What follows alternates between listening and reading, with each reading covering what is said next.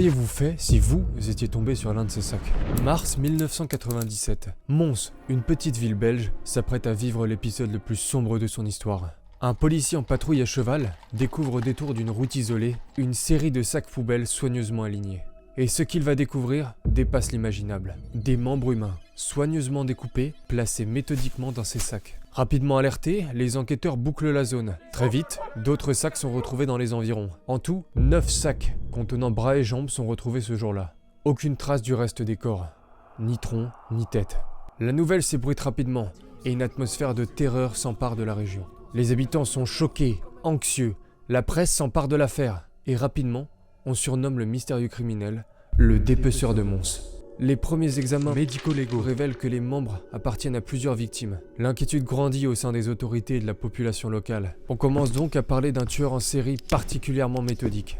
Aucun indice immédiat, pas de témoins directs, seulement des morceaux de corps découpés avec une précision terrifiante. Face à l'ampleur du drame, les autorités mettent immédiatement en place une cellule spéciale nommée Corpus. L'enquête sera dirigée par le juge Pierre Pillette.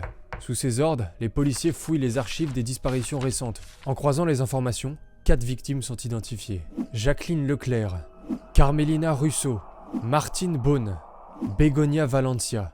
De plus, quelques jours plus tard, un 10e sac est retrouvé. Mais cette fois-ci, il contient une tête, celle de Nathalie Godard. L'expertise médico-légale va appuyer ce que pensaient les policiers. Une précision chirurgicale dans les découpes des corps. On évoque alors plusieurs profils. Un boucher, un médecin, un expert en anatomie. Il choisit des noms aux lieux symboliques.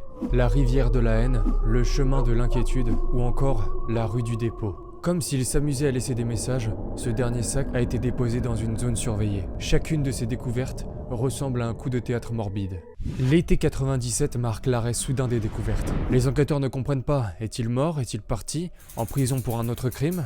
On décide donc de mettre le FBI sur l'affaire pour obtenir plus d'informations. Mais en 2007, un homme, Smail Tulja, est arrêté aux frontières de la Serbie. Il correspond au profil. L'ADN est prélevé, les enquêteurs retiennent leur souffle, mais l'analyse est formelle. Ce n'est pas lui.